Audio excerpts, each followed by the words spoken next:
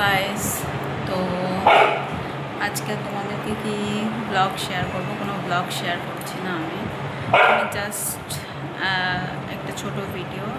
তোমরা তো সবাই জানো কম বেশি যে আমি শিফট করছি এখান থেকে। দেন সব ফাঁকা করে দিয়েছি, নেই, চলে গেছে, সব ফাঁকা, সব চলে গেছে। আমাদের যেইটুখানি জিনিস ফাঁকা পুরো, এগুলো হলো এখনকার। তো স্নান করবে ও পড়বে এসে। তো এখন বাজে হলো কটা বাজে, 4:16 বাজে। আমি এখন স্নান করে আসলাম। কালকে রবিবার দিনটা আর আজকে সোমবার দিনটা বড্ড পরিশ্রম গেছে। এখনও কমেনি পরিশ্রম, কেননা এই বাড়ির থেকে সব শিফট হলেও ওই বাড়িতে পুরো একাকার দশা। ওই বাড়িতে গিয়ে সব কিছু গোছাতে হবে, প্রচুর কাজ। মানে এত কাজের চিন্তায় না আমার এমনি মাথা যন্ত্রণা শুরু হয়ে যায়। আমি এখন স্নান করে আসলাম। আজকে বাড়িতে গিয়ে যদি কাজ কমপ্লিট হয়, আমার কাজ কমপ্লিট হয়, দেন আমি আজকে শ্যাম্পু করবো। মতলব আজকে আমার যতই রাত হয়ে যাক, রাত 1টা বেজে যাক, বাড়ির সব কাজ কমপ্লিট করে নেবো আজকে। এই ডিসাইড মেন্টালিটি নিয়ে আমি ওই বাড়িতে যাচ্ছি যে আজকে আমি সব কাজ কমপ্লিট করবো। গাইস, আজকে এই জায়গাটা লাস্টবারের মতো একটু বসে নিই, আর আসবো না এখানে গাইস, আর আসবো না। অনেক বেশি ভালোবাসা পেয়ে ফেলেছি, তো আর আসবো না। তো যাই হোক, আমার খুব আজকে খারাপ লাগছে বেসিক্যালি এখানকার কুকুরগুলোর জন্য। ওরা দুবেলা খেত আমাদের কাছে পাবে না। অনেকে খুশি হবে, এই খাবার দিয়ে আনি খুব ঝামেলা হতে পারায়, অনেকে খুশি হয়ে যাবে। আর সে যার খুশি, ওদের অবলার বাচ্চা, ওদের মুখের থেকে খাবার চলে যাচ্ছে। তাও আমি ওকে বলেছি যে পেডিগ্রি কিনে বা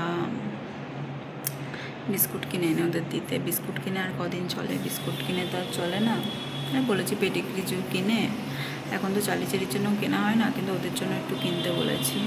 কিন্তু এত খরচা হয়ে গেছে আমাদের ওই বাড়িতে শিফট করা নিয়ে যে রিসেন্টলি সেই পয়সাটুকু নিয়ে পেডিগ্রি কিনবো ওই বাড়িতে।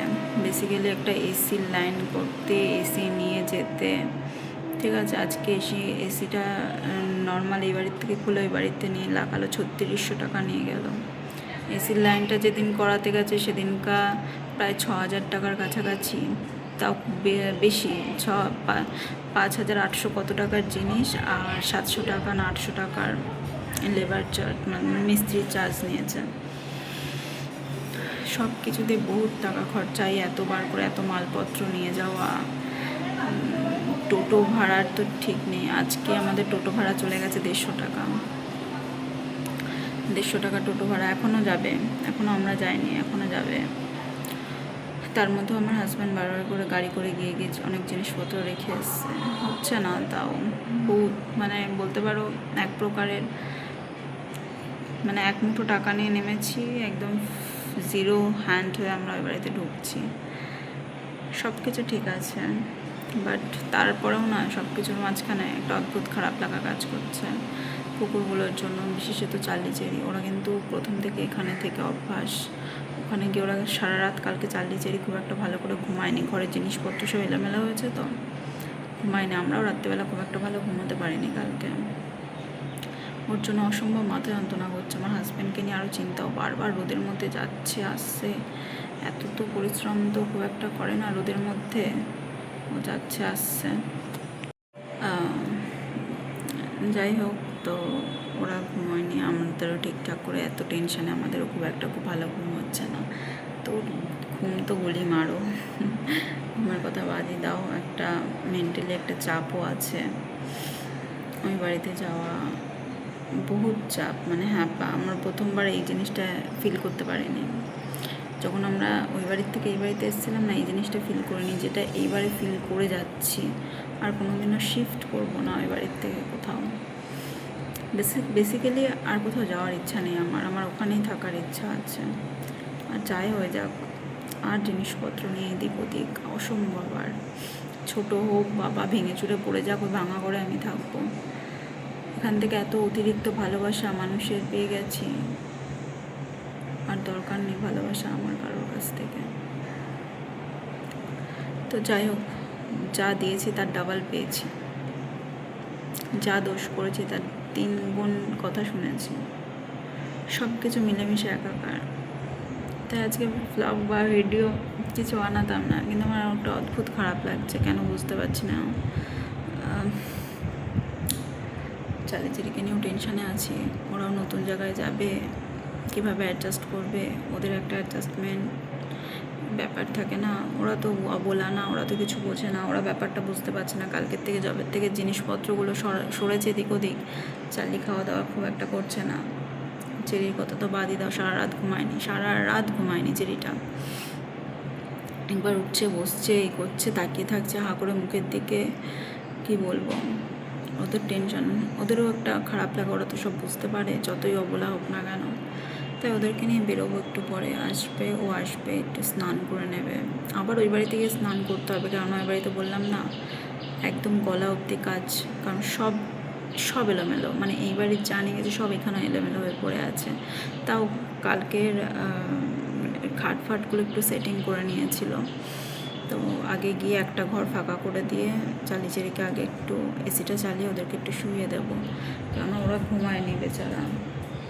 যেখানে দেখো ঘরে ফ্যান চলছে, ওরা ঘরে বসছে না, দুজনে দেখো হাঁপিয়েই যাচ্ছে, এসি চালাচ্ছে হাঁপাচ্ছে। তাও বেসিক্যালি ওদের একটা মানে আমাদের যেমন হয় না টেনশানে যে জিনিসটা আমরা ফিল করি, সেম ওরাও সেই জিনিসটা ফিল করছে, হয়তো বলতে পারছে না। আমরা তো বলতে পারি বলো, এই যে আমার খারাপ লাগছে আমি তোমাদের সামনে চলে এসেছি, ওরা তো বলতে পারছে না, বোঝানোর চেষ্টা করছে। কালকে আমার হাজব্যান্ড ওদেরকে বারবার বকা দিচ্ছিল, ঘুমা আমাদের ঘুমাতে দে, তোরা ঘুমা। আমি বুঝতে পারছিলাম যে ওদের প্রবলেমটা কোথায় হচ্ছে। আমি বলছিলাম যে টাইম দাও ওদেরকে, কদিন ওদেরকে টাইম না দিলে ওরাও অ্যাডজাস্ট হতে পারবে না। যেহেতু জিনিসপত্র সব ওই বাড়িতে চলে গেছে, ভীষণ খারাপ লাগছে। যাই হোক, সব খারাপ লাগা ভালো লাগা মিলিয়ে মিশে একাকার ওই বাড়িতে যাচ্ছি। হয়তো আর ঝগড়া অশান্তি হবে না মানুষের সাথে, কিন্তু মানুষের কাছ থেকে এত বেশি অপমানিত হব ভাবিনি কখনো। ঠিক আছে, সবাই আমার ভুল আমার দোষ সব কিছু চোখে দেখলো, আর কারোর দোষ কিছু দেখলো না। সে সবাই, কারোর কথা আমি বলতে চাই না। বেসিক্যালি কাকে বলবো, নিজের বাড়িতেই তো আমার দোষ দেখে, আমার বাড়ির লোক আমার দোষ দেখে, জানো। তাই আমি আর কাউকে কিছু বলতে চাই না। দোষ আমি দোষ করেছি, কিন্তু বিশ্বাস করো আমি একটুকুও নেই যে অনুতপ্ত নয় যে আমি দোষটা করেছি, খারাপ কাজ করেছি, একদমই নয়। কেন জানো তো, আমি কখনো এরকম ধরনের মেয়েই ছিলাম না। যারা আমাকে ছোটবেলা থেকে চেনে তারা খুব ভালো করে জানে যে আমি এরকম ধরনের কাজ, তারা শুনলে অবাক হয়ে যাচ্ছে, সব না এরকম কাজ করেছে। এতটা পরিমাণে দিনের পর দিন অপমানিত হওয়ার পরে না, একবার না দেওয়ালে পিঠ থেকে গেলে একবার ঘুরে তাকাতে হয়, সেম জিনিসটা আমার সাথে হচ্ছে। তোমাদের বলে বোঝাতে পারবো না, 3টে বছর আমি এখানে ছিলাম, 6টা মাস আমি এখানে খুব ভালো করে কাটিয়েছি। 6টা মাসে কি বলবো তোমাদেরকে, আমার খুব ভালো দিন গেছে এখানে আসার পরে। তারপরের যে বাদ বাকি 2 বছর 4টে মাস, 4টে মাস বলছি, 2 বছর 6টা মাস, 2 বছর 6টা মাস যে আমার কী করে কেটেছে সেটা আমিই জানি। সব দিক থেকে সবার সাথে ভালো করে মানিয়ে গুছিয়ে থাকার চেষ্টা করেছি। সে আমার হাজব্যান্ডও, তোমরা জানো আমার এইসব কারণের জন্য আমার হাজব্যান্ডের সাথে আমার নিজের এত পরিমাণে ঝগড়া অশান্তি বেড়ে গেছে, বলার ছোঁয়ার বাইরে। আমি কিছু সহ্য করতে পারি না এখন, কিছু সহ্য হয় না আমার, আমি যাই না কেন। আমি আমার বাড়ি যাই না, আমার কোনো কিছু আমি সহ্য করতে পারি না, আমার লোকজন ভালো লাগে না, আমার কিচ্ছু ভালো লাগতো না। আচ্ছা চুপ করো মা।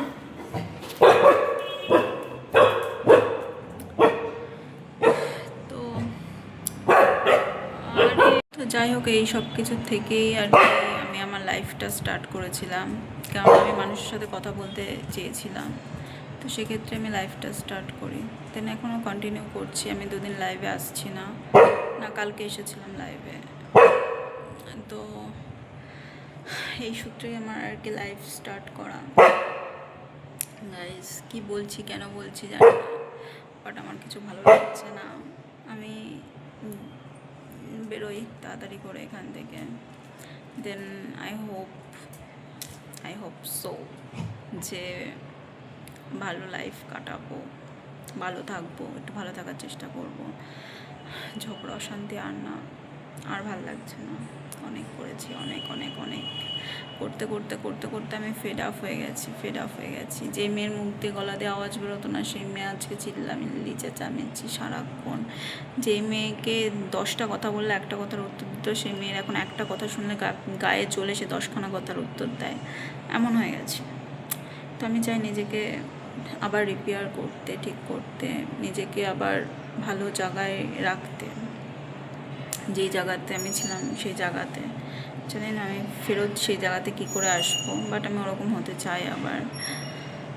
সো গাইস, তোমরা যারা বড় তারা একটু আমাকে একটু আশীর্বাদ করো, যাতে আমি একটু সব কিছু ঠিক করতে পারি। কারণ আমার মেন্টালি দিক থেকে না, আমি না ভীষণ উইক। কেন আমি বুঝতে পারি না, আমি ভীষণ উইক মেন্টালি দিক থেকে। খুব সহজে মানুষকে ভালোবেসে ফেলি, খুব সহজে মানুষকে ত্যাগ করতে পারি না আমি। হ্যাঁ, সে যতই খারাপ হোক না কেন আমি ত্যাগ করতে পারি না। হ্যাঁ, যেমন দেখো, সব আমি ঘর তোর পরিষ্কার করেছি, বাথরুম পরিষ্কার, 2 বাথরুম, ওপরের বাথরুম, নিচের বাথরুম, সব আমি পরিষ্কার করে দিয়ে যাচ্ছি। কেননা আমি এটা আমার মাথায় আছে, উনি বয়স্ক মানুষ, করতে পারবে কি পারবে না, এইসব মাথায়। মানে আমি এত ঝগড়া শুনে মাঝখানেও আমার এইসব চিন্তা ভাবনা আসছে। উঠোন ফুটুন সকালবেলা করে তো রোজ ধুয়েই দিতাম, আজকেও দিয়েছি। ঘর তো সব পরিষ্কার করে রেখে যাচ্ছি, থাকুক, ভালো থাকুক। কিন্তু ওনার সাথে যে জিনিসটা আমার ঘটে গেছে না, সেটা ঠিক হবে না, আর আমি ঠিক করতেও চাই না। কেননা অনেক অপমানিত হয়েছি, অনেক অপদস্থ হতে হয়েছে। একটা ভালো বউ হওয়ার তাড়নায় গাইস একদম মানে একটা ভালো মেয়েই থাকতে পারলাম না, এমন হয়ে গেছে।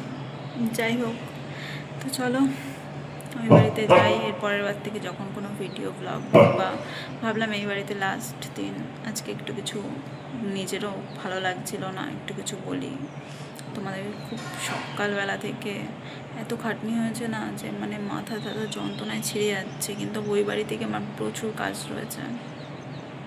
আমার হাজব্যান্ড তো এখনও পর্যন্ত কাজই করতে পারে না। আজকে আমাদের সকাল থেকে খাওয়া হয়নি, ভাত আর সর্ষের তেল দিয়ে আর লবণ দিয়ে মেখে ভাত খাওয়া হয়েছে। আজকে কিছু রান্না করতে পারিনি। রাতে রান্নাবান্নাও করবো না, ঠাকুমা বললো, মানে আমাদের বাড়ির থেকে খাবার পাঠাবে বলেছে, তাই আর রাতেও রান্নাবান্না করবো না। রান্না করতেও পারতাম না, কারণ ওই বাড়িতে তো বললাম অবস্থা কী হয়ে রয়েছে। যাই হোক, সব কিছুর মাঝখানেও খুশি থাকবো, হ্যাপি থাকবো, থাকতে চাই, আমি হ্যাপি থাকতে চাই। সারা জীবনের একটাই আমার আশা, একটাই আমার আকাঙ্ক্ষা, আমি খুশি থাকতে চাই। ভগবান সেটাই দিতে পারছে না। তো এখান থেকে আমার ভগবানকেও নিয়ে নিয়েছি। বাবা শিব ঠাকুরের আমার একটা শিবলিঙ্গ, সেটা আমি নিয়ে যাচ্ছি এখান থেকে। ওটা আমি এবার থেকে নিয়ে এসেছিলাম, বাবাকে সাথে করে নিয়ে বেরিয়ে যাবো চালিচেরিকে নিয়ে। চলো, আবার পরের দিন থেকে যখনই কোনো ব্লগ দেখবে, ঝা চকচকে বাড়ি না, বাট হয়তো শান্তির বাড়ি থাকবে। ওটা দরকার নেই ঝা চকচকে জিনিস দূর থেকে যতটা দেখতে সুন্দর হয় না, ভেতরে ততটা নোংরা। তো চলো, আমার বাড়িতে আমি অনেক খুশি থাকতে চাই, হ্যাপি থাকতে চাই।